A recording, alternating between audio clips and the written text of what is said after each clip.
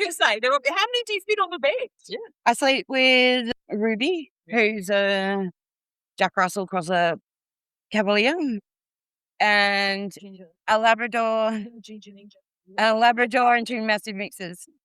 The pugs and like the smaller dogs sleep on the couch. So Jada's with the fireplace going or the aircon. They've got the best spot. Jada and Norman giving you two cuddles. And there was one time I was sleeping with 14 dogs. Wow. They were all pugs, but they just sleep on top of each other. It's just, I mean, like there is. It's the great thing about being a rescue when you have loads. Like I've got 3, and that's like a cute little trifecta pug pile. Yeah. But when you've got like 14 or 15, that is like that's a pug mountain.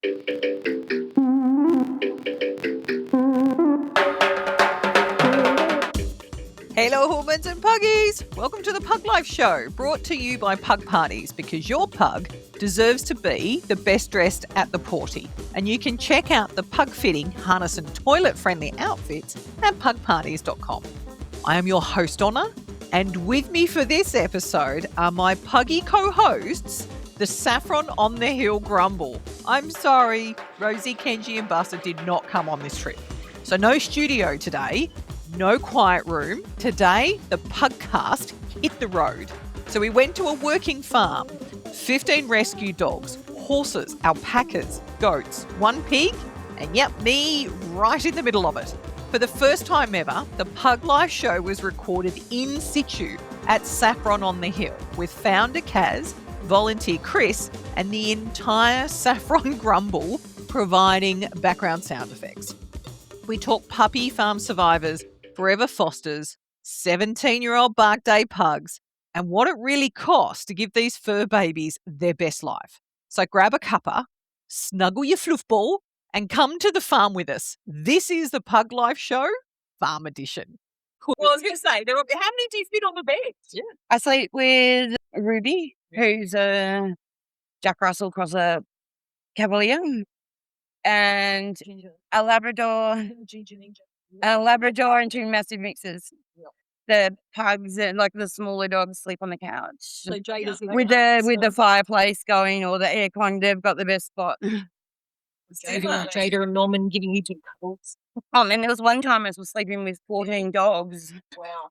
They were all pugs, but they just sleep on top of each other. It's just, I mean, like there is. It's the great thing about being a rescue when you have loads. Like I've got 3, and that's like a cute little trifecta pug pile. Yeah. But when you've got like 14 or 15, that is like that's a pug mountain. Yeah. That was in the days when we had Arthur and Bob and Grandma Giggles.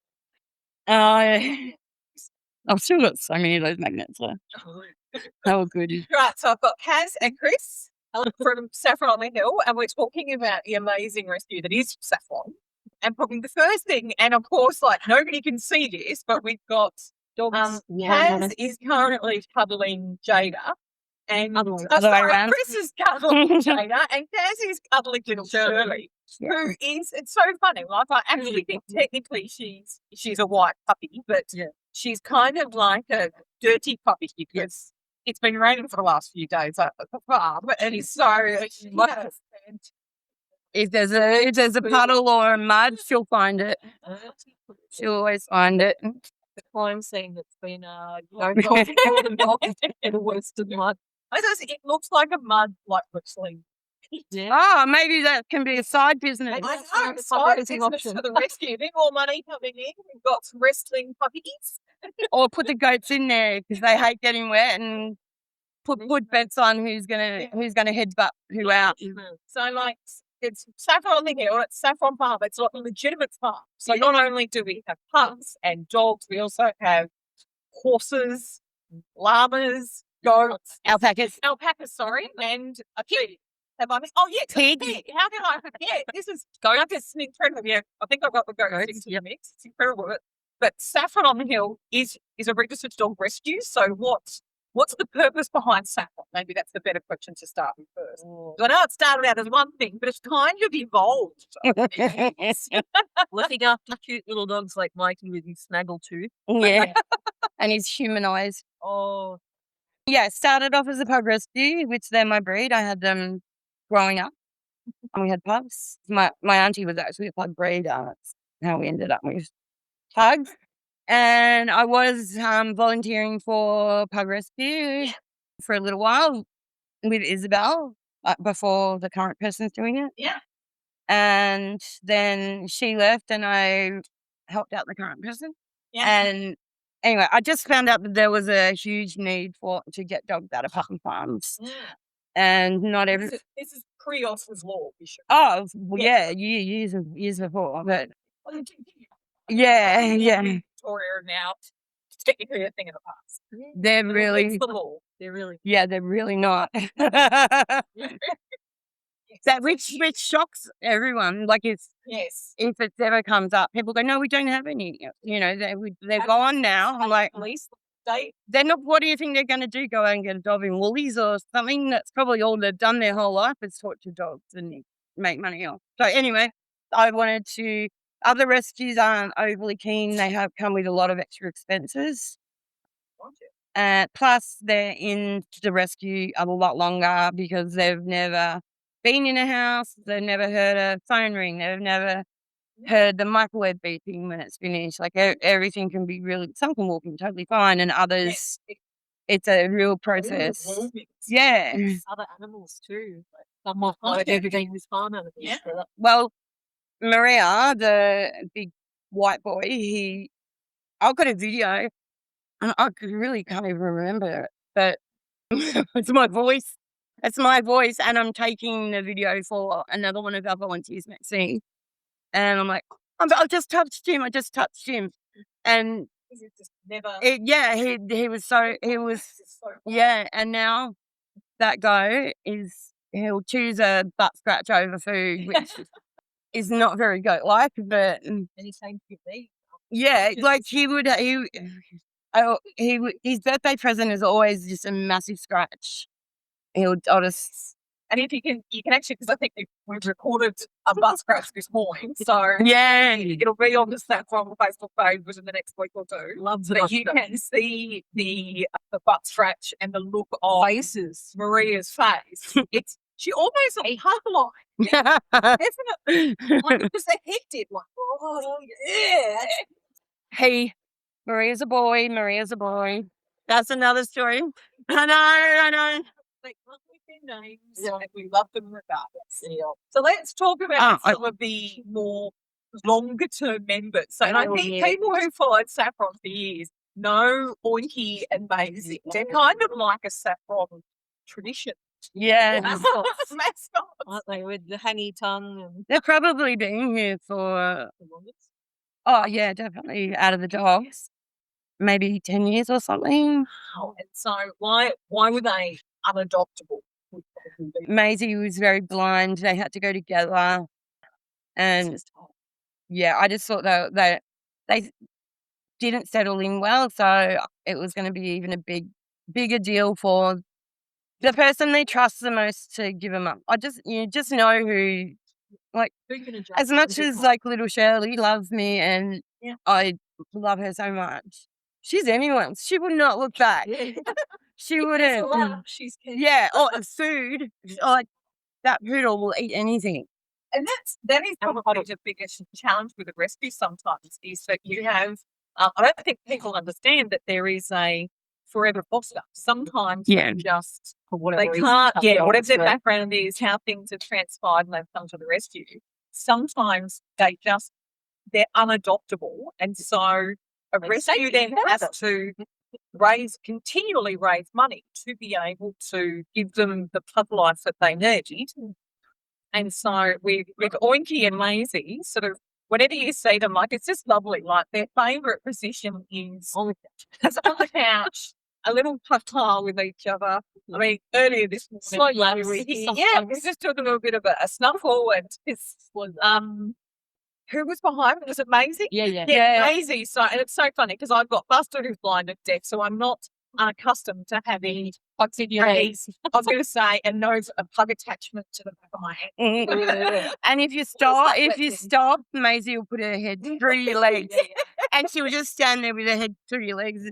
And she can't see a lot, so that's how she follows. It's a great way to be able to just let me know. Yeah. And you'll move, and then you'll think, oh, yep, she's over there, and then she's back there again, and you trip over. She's like, I'm just using your legs as a guide. And, yeah, they had their 17th birthday a couple of months ago, which It's just incredible for a pug. and I've got their papers. It's not a guesstimate. Sometimes you just have to guess their age when they come in, but they came from a registered breeder originally. I didn't get them from that breeder, but yeah. I think the oldest pug I met was a 20-year-old, Oh and my that's goodness. like, you know. I couldn't imagine it. You couldn't see, you couldn't hear, incontinent, but still, still going for it. Funny, I was talking about Sarah Rutten before, who's a force-free trainer who happens to be a pug mum as well, has for years and years and years. And she talks about, she recently lost her older boy, Doug, and he had IVDD, and she said sometimes the most difficult decision is making the decision when it's time to let go. And she said they may not be able to walk, they may not be able to go to the toilet, but he's still eating. But yeah, if you can see the look on their face and they're saying, yeah, I'm still good. I can't walk to you, but I'm very much engaged with what's going on around you, then that is a pug life. Whereas and I seem to say, If they've lost the light in their eyes. yeah, like Maisie and Oinky very much, they might be a little bit slow. I mean, like, they both jump off the couch, so they can't be too bloody decrepit. Yeah, so they can still jump off the They couch. still do old man and old lady lap. Today we're getting a new couch today, so so confused. They get different shape and Different height. We'll need to get them a new blankie, or the old blankie to stink up the couch. Yeah. yeah. What to make it stink like them? So I mean, like, how many dogs have you got at the moment? I've never counted. Me neither. Over 10. Say over 10. 13 or 15. Yeah, around I think 15. And we have pugs. We've got Labrador. Yeah. 2 Labradors. No one. One. What's Jade? Jada's a mix of something. She's a beautiful mix of Like the something. lead dog. And then we've got a couple of Frenchies. Yep. And we've also got Puggle, Jess. Puggle, yes. We've got an incredible mix of. I'm sorry, Flora is just decided to tie, but so Flora is one of our Frenchies. Yeah. And I just love her. Her little ears. Yeah. Just same thing again. Have a look on the Saffron Facebook page so you can see how there's always one ear. It's almost like she's like a half listening to you. Same as Bubbles. And Half yes, 15, just half not dog. paying attention. And then we've got our oodly dog. Yes. So Rod little Stewart looking one. Rod Stewart's just basically crunched out. It's been a big morning. Really, we've been very busy with things. Yep. And it's just incredible. So let's talk about Flora. Yeah, she's decided to come and join us as part of the conversation. So what's Flora's story? Flora's she came from a breeder. And yeah, when she arrived, she had the worst ears I've ever seen on a dog. She's scratched them so much. It was like a coral it looked like coral coming out of her ears. So that's the reason why she got one up, one down here. She needs a total ear ablation, which we did on the worst one because we got a very generous donation. And yeah. So It's the biggest issue with the rescue when you've got to have the solo horse forever. like we've got a lot that are waiting on massive surgeries. Rod Stewart's got luxating patella, Flora in her ears. Mikey needs to figure out what's going on with him. He's a young pug cross Jack Russell, I think. And Ruby is losing his back end. He's got something wrong with his spine. Ruby's heart. Looking at. There'll be more, but I just can't think of them right now. And it is one of those things where it's not something that you can put off credit. But even desexing at the moment, it's getting harder. Vet prices are through the roof, and When you're I think- close to a city. Well, and there's the no animals Medicare wait for to dogs. come up. and this is just probably the first time in 20-something years of doing this I've had to silence all of a sudden.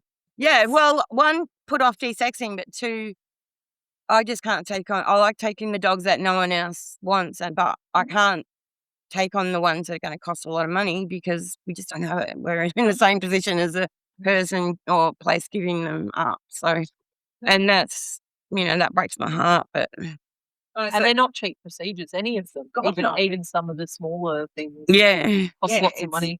And desexing now, unless you go somewhere where they have like, a discount to concession card holders or whatever, if you're paying full price, it's, $400 to $600 off them. Yeah. We paid $400, 400 something low. Yeah. 400. So Ruby was sick, just vomiting off her food. And I took her to one of the local vets. I just did a check over and she was fine the next day. But yeah, that was nearly, it was, it's just that's crazy. And I understand why a lot of people that absolutely love their dogs are giving them up because they can't afford them. And when they get older, the bills get bigger because there's always, especially if they've had a rough start to life, it means that as they get older, it's not like a little issue that you deal with quite quickly. It's a little issue that's actually gotten bigger. Yeah. But we've also got dogs in foster care that we don't do it anymore, but years ago we did forever fosters for people on a pension and, I just imagine me old and wanting a dog in my life, but I couldn't afford it. So, they look after the food and stuff like that. But if there's anything, big costs. And, I was really proud of that program, but we just can't afford it. And I guess when you're in the country too, it's like you might not be able to get to a vet quickly. You might have to, it might be after hours, and you might have to get a vet come out here to sort out an animal that's decided to become ill on a. Well, we had a horse with colic last week. We've got a goat with skin issues. And sometimes it feels like it just never rains. Once one's okay, the next is like let's take it all in turns, shall we? But we do want to quantify that the pets that do come through here, sometimes they're not all forever fosters. No. Sometimes they are available or eligible for adoption. So, because I think at the moment, Bubbles, other Frenchie is actually ready for adoption. Yeah. Talk about Bubbles because she is adorable. She's like this little tat. Yeah. Little floppy. Yeah. With her bogan pajamas on at the moment. She looks like she's going to go and rob a bank. She sounds like when she barks or just makes noises, she sounds like she's swallowed a squeaky toy, but she has not. That's just her sound. She's just excited. Like over excited. It's like a kid who's like, yeah, she's got a lot of things. Yeah. Tell us about little Bubbles. I'll say, Bubby's she's come from a breeder as well. And she's the best dog. She will walk around the farm with me and stick with me the whole way. Everyone else goes, I'm just quickly going to go for a swim and I'll come back. They'll jump in the dam, especially Norman. But she's the best dog and she would just love to sit on someone's couch and love them. But there's... We'll just let the phone go inside. You go out there and make noise. It's probably like a bird flew over our airspace or something, So Bubbles, but she needs to be an only dog. She guards her human, and one day a couple of weeks ago, I was just giving the horses some carrots over the fence. Yeah, and all my horses are quite old as well. Everyone's old here. Just a little bit of carrot dropped out of her mouth, and we had a brawl. Bubbles was ready to take anyone on. Yeah, you couldn't eat in front of her. She would. But she'll be the perfect dog for someone that understands that she has to be an only dog, which normally that's a no for our adoptions. We want our dogs to be with other dogs. Yeah, but sometimes. But then you get your odd Bubbles that she's so ready to go. She's on. Hey. Yeah, she has a separate yard to the other dogs, and she doesn't get it here. Sometimes she lives in a home. 100%. Yes. With the love. I don't want to share it. Yeah. Yeah. So let's talk about what it costs to run a rescue, because I think sometimes people people have what's what I'm looking for. They have an assumption around what it takes to run a rescue, and then there's the reality. Food alone. Yes. So bicycle. So tens and tens of kilos of kibble. I mean, what would you go? Oh, okay, so we got 20 to 100 kilos, I reckon, a week. we got a big bag of Black Hawk donated. That was a 20 kilo bag, which was amazing. And yeah, that lasted 2 days. Yeah. And what's probably $160 or something for a big bag like that. Yep. But they're also getting meat, so we'll, I don't know, usually you prime 100, but like we can't always even afford that. It's like it's all the wonderful people who donate. It's incredible because for every donation, it's one less dollar we have to raise through to feed a mouse. Other mechanisms to make sure that they. And I've never ever, like until recently, probably since I've heard over I suppose. I'd never have to worry about stuff like that ever. Harder and harder. But since COVID, I think just everything kind of changed. It's been harder to get donations, and like the dogs are not missing out on anything, but instead of feeding them the dry food that I believe in, sometimes we just have to go for a cheaper option, and I've never, that breaks my heart. And things get low, like there might be times where the money's not there, so like things are getting pretty low. You have to prioritise your surgeries because there's no credit. We've got to live. Yeah, we've got to live in the meantime. Yes, and there is no what's what I'm looking for. Like there's no. I was just going to say, like you can't do vet pets or any of those things where you kind of pay off an instalment. Yeah. Because how do you know that off? Yeah. And it's no zip money for rent. And like even if there was, like you're putting off you're saying yes to an expense and then you're putting off the cost of it, and you don't reliably know that you're going to be able to pay that on top of all the other costs. Sorry about that. Actually, we should do a call out. Saffron is a member of the Feed It Forward meal program, for want of a better term. Like Krys, you work with the team. Yeah, they're amazing. So give it a plug because it's incredible. Yeah. Rosie, Kenji, and Buster bought. I think we bought 6 meals this month for the puppies because they wanted to pay it forward. Aww. So please thank them very much from everyone here. So a little bit about the program. Myself, Krys, I work for a small business in Melbourne called the Saltiest Dog. We do raw food and natural treats and bones and bone broth and stuff like that. And we deliver all over Melbourne. I deliver all over Melbourne in a big sprinter van. And then, we do deliveries further away and couriers take it for us. So my boss is a dog lover. She was a vet nurse for 15 years and then decided that nutrition was really what she's interested in. So, basically the program is where people can purchase a ready-made raw meal and for a rescue dog, and she matches them one-to-one. Yes, just incredible. Very, very into show notes.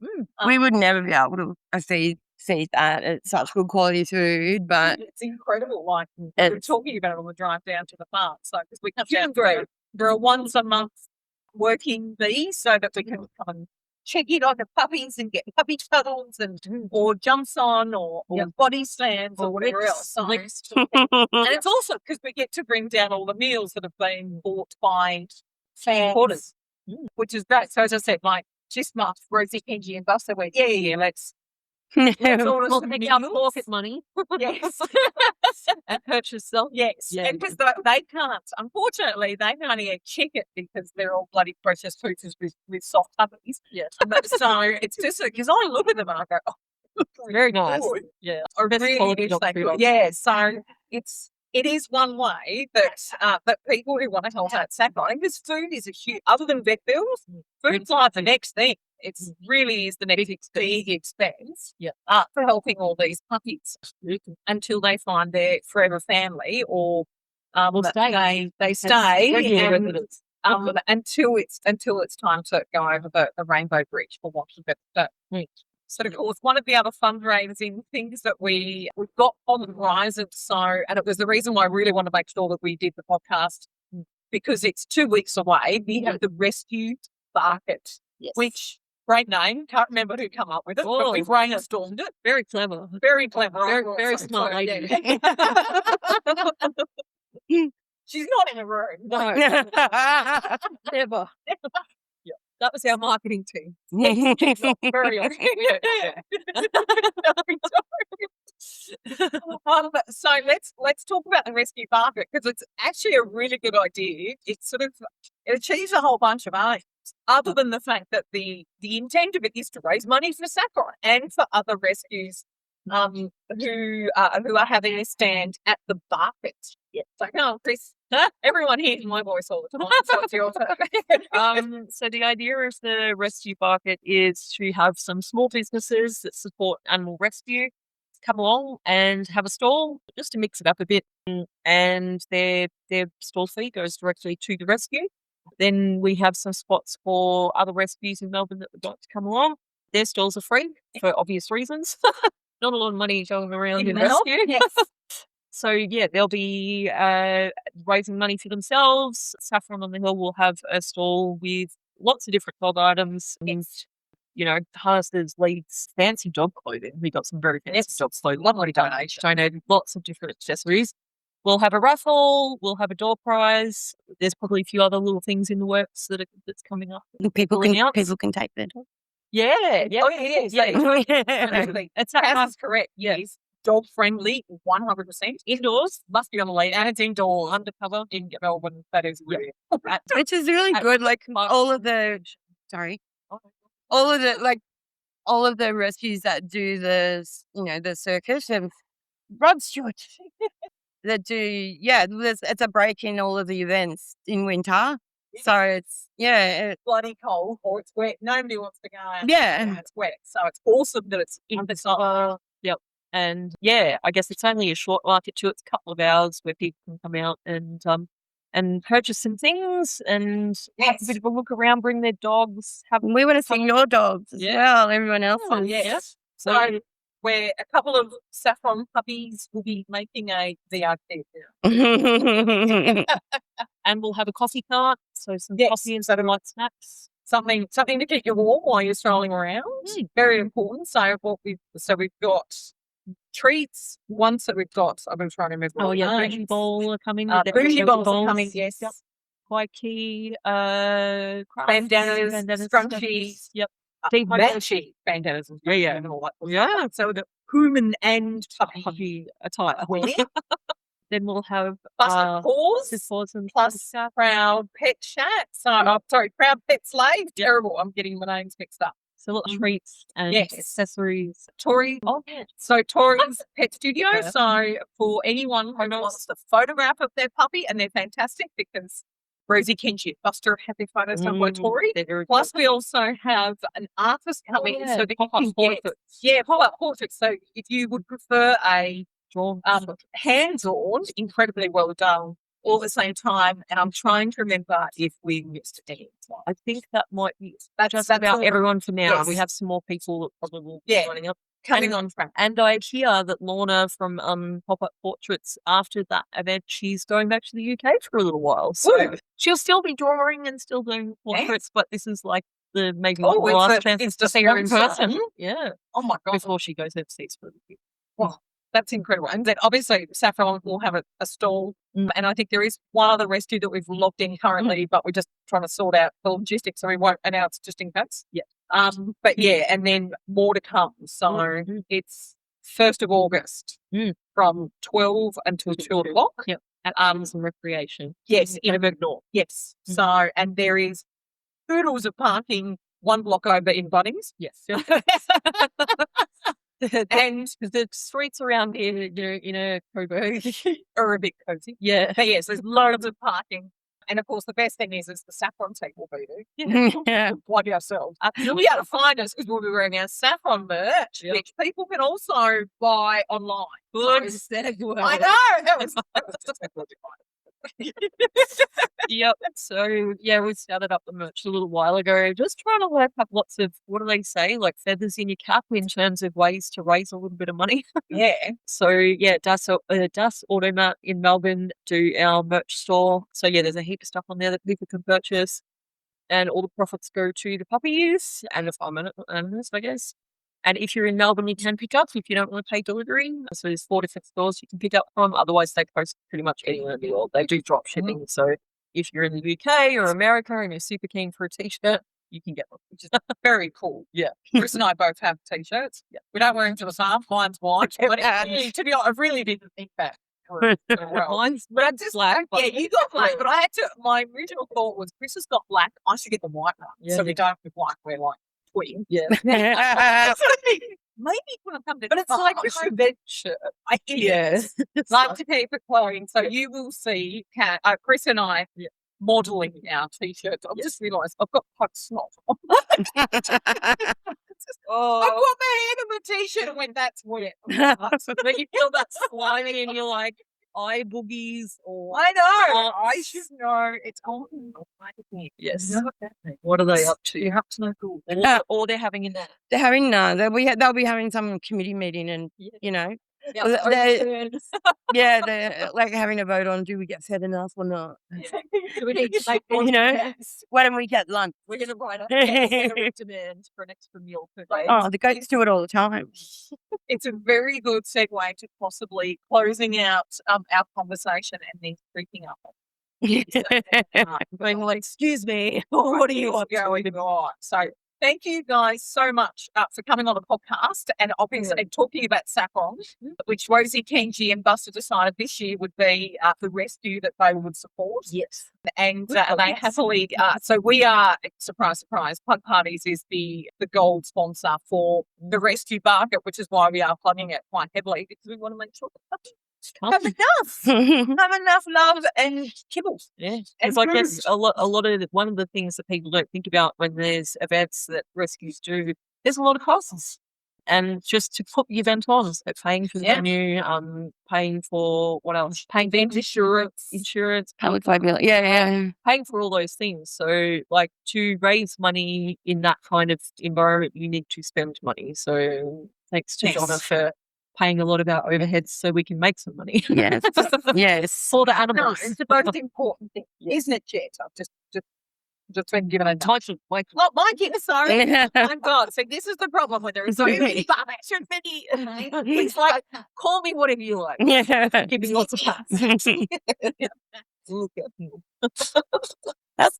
So there you have it, humans. That's what a rescue really looks / sounds like. Not just the cute puppy photos. It's the vet bills, the surgeries, the 17-year-old forever fosters snoring on the couch. And behind it all are people like Kaz, Krys and the Saffron team showing up every single day for the dogs that nobody else would take. So here you go. Want to help? There are 3 ways and they're all super easy. Number 1, Melbourne Puggies come to the rescue market. It's on Saturday, the 1st of August from 12 till 2. It's indoors, undercover and 100% dog friendly. Number 2, not local, maybe you're international. Grab some Saffron merch online. It ships pretty much anywhere in the world and every cent of the profit goes to the animals. And finally, number 3, send snackies. I think every pug would think that anyway. Order food, treats and gifts for the Saffron grumble through the salty dog, and every meal you buy is matched 1 for 1. Now, links are in the show notes to all of these ventures, and humans, the grumble is counting on you. And finally, if you haven't already, please follow the PUGCAST so you don't miss out on the next episode. And while you're at it, leave us a review. It only takes a couple of seconds to give us a 5-star review, and it goes a long way to helping other pug parents find us. So Rosie, Kenji, Buster and I hope that you will join us again soon. But until then, have a pawsome week and humans, be generous with the snackies.